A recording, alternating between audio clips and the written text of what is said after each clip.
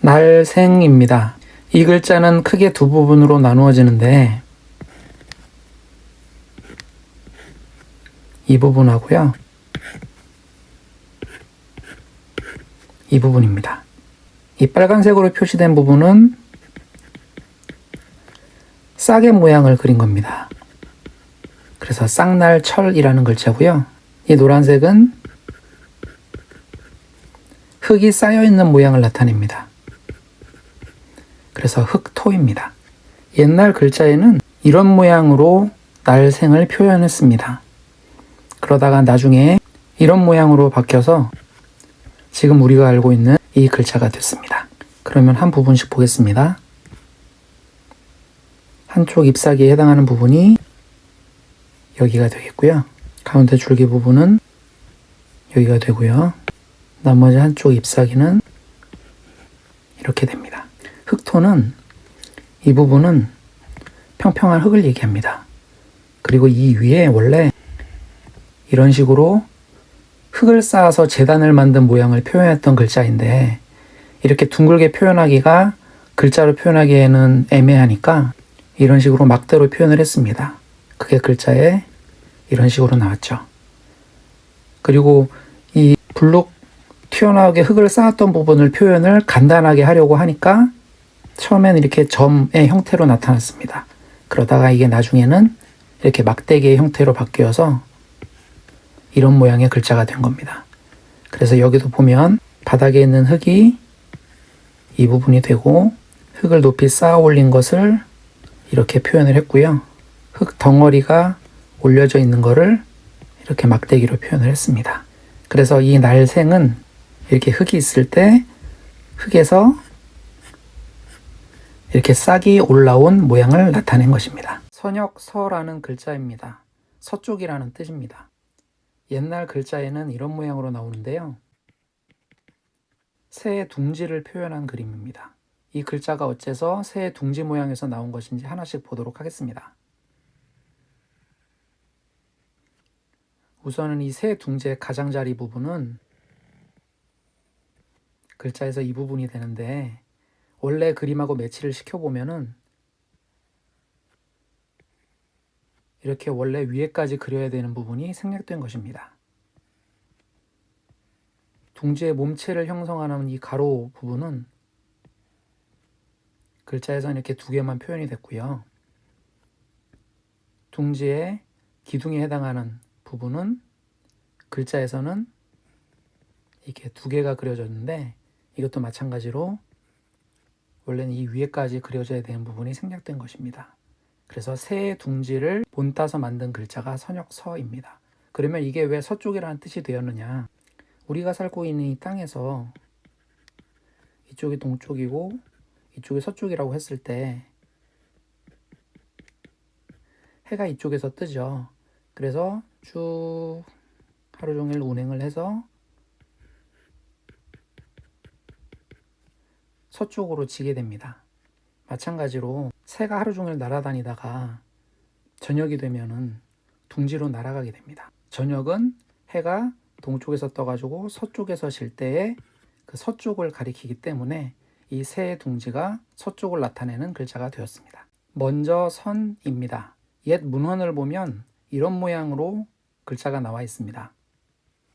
이 부분은 이렇게 이어진 부분이고요. 이 아래쪽은 이쪽이 됩니다. 이 가운데 부분은 이렇게 이어지고요.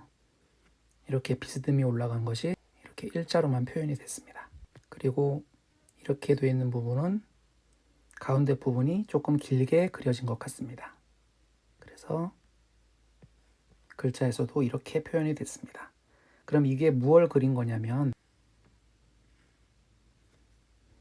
이런 모양으로 되는데 발을 그린 겁니다. 여기가 발가락 부분이 되겠고요. 여기가 발바닥이 됩니다. 그리고 이제 글자의 아랫부분을 보겠는데요. 이 부분이 이런 모양으로 변형이 되었고요. 이 부분이 이쪽이 됐습니다. 이런 모양의 글자가 되는데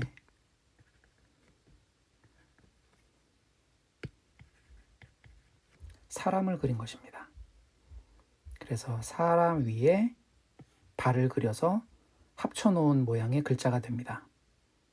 그러면 이게 무엇을 뜻하냐면 사람이 걸어갈 때 한쪽 발이 이렇게 그 사람보다 앞에 나가 있는 모양을 나타낸 것입니다.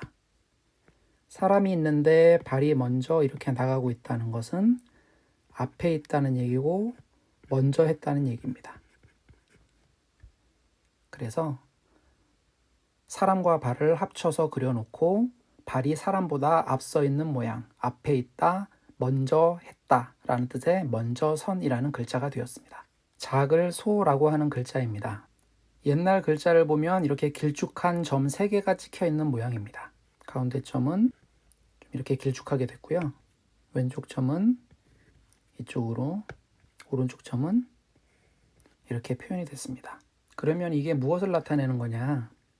여러 가지 학설이 있지만 모래알을 표현한 것이라는 설이 가장 정설로 되어 있습니다.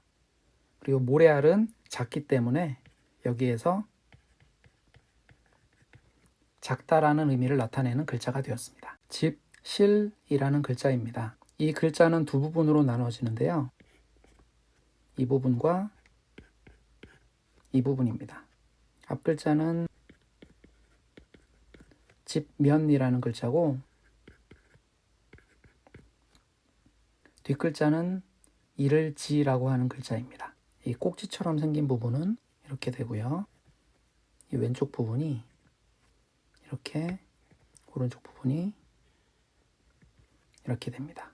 그래서 이거는 집의 지붕 모양을 그린 겁니다.